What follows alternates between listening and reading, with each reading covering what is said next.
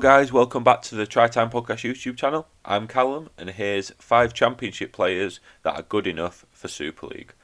Right, so to start off with, I'll just caveat some of the rules to this, the 5 that we've chosen. So none of these players have played Super League before, which rules out a few obvious ones. Connor Jones was one that I completely forgot that he'd even played for Salford. He only played 7 games as well. He would have been a shoo-in on this list. He made it into the Championship Team of the Year, as 3 of these players that are going to be coming up did. Also, no players who are playing in the Super League next season, so no London players who've got promoted with them are on this list, as they are going to be in Super League. So this is players who next season are going to be in the Championship. And yeah, let's get into the video.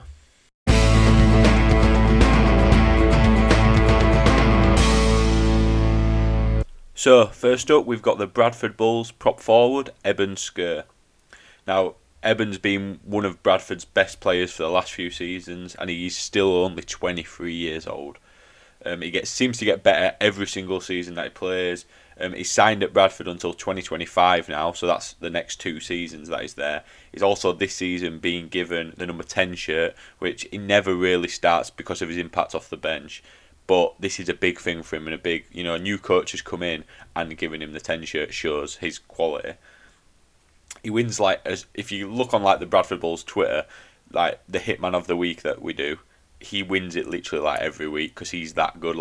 Offensively, defensively, he scores tries, he saves tries. He's unreal really.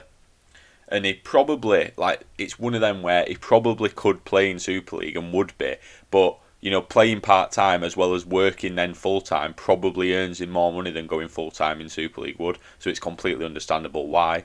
But honestly, I think after all this IMG stuff, once that comes into fruition, I could see him in Super League.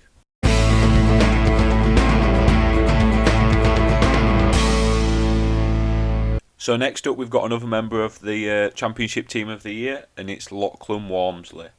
Who has just signed for Wakefield for this next season. Obviously, he was at Halifax for the last 2 years.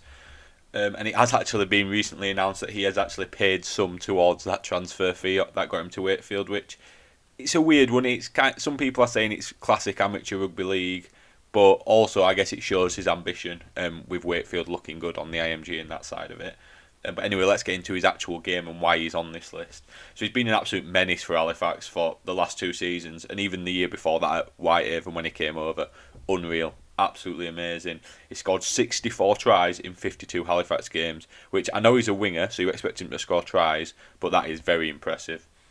He's actually represented Scotland 4 times as well, which is good. And he's an Aussie, realistically, who came over probably wanting to work his way into Super League. So he went Whitehaven, then Halifax, and now Waking. It's kind of his bit of a linear progression. So he's definitely one on this list that I think will play Super League. And I think at Wake is probably the best bet for him.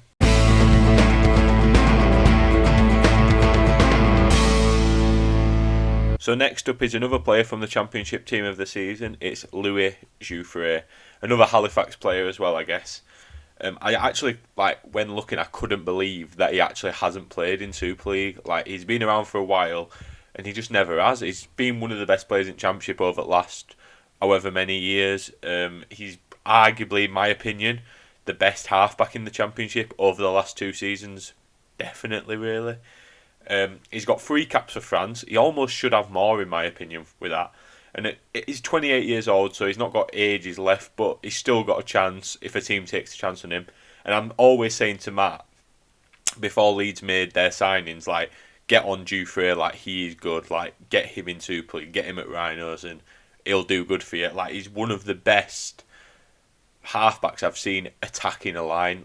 Whenever they play Bradford, I'm just absolutely papping my pants basically because I know that he's going to score or do something, or he's just got that bit of X factor that every team needs really.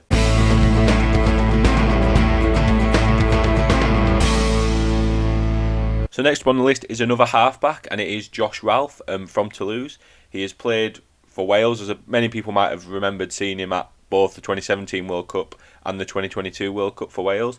But yeah, he signed for Toulouse last year, and he scored 14 tries in 20 games, which is good for a halfback. Obviously, Toulouse had a good season, finished second. Obviously, sadly lost to London in the final. But he's impressed for Wales when he's playing, and that might have got him this move. Realistically, we're one of Toulouse's best players last season as well, and he's only 26. So Queensland born, half back. He has got a chance of making it into Super League. Whether that's with Toulouse or another team in Super League takes a chance on him, I don't know. But yeah, Josh Ralph, quality half back.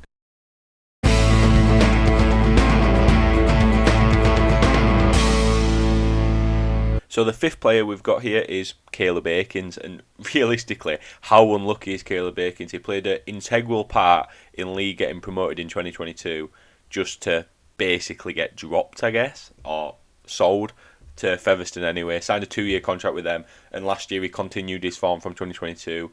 Was great for Fev, played a bit at fullback, which is obviously his main position, but played in the halves as well when they had injuries. And honestly, again, an integral part in Fev coming top. And again, he's unlucky that Fev didn't really make it happen in the playoffs, I guess, to put it nicely. But, I mean, Caleb Akins, he's got 19 NRL experiences, so it's not like he hasn't played at that top level above Super League. So I'm really surprised that a Super League team hasn't come and taken a chance on him. He's a dynamic fullback. Like I've said, he can play in the halves as well, though, which is good. And he wouldn't look out of place in Super League, and I guess he'll be hoping to get Fev up there next year.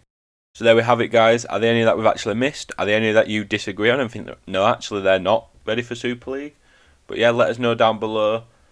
And yeah, I guess I want to also say thank you for all the love we've been receiving on both the podcast and these Saturday videos. A lot of feedback, some negative, but a lot of positive stuff. And we're really happy with how it's going, and we're really happy that you guys are happy, if that makes sense. So yeah. Thank you. Please subscribe and that, and we'll see you on the podcast on Wednesday.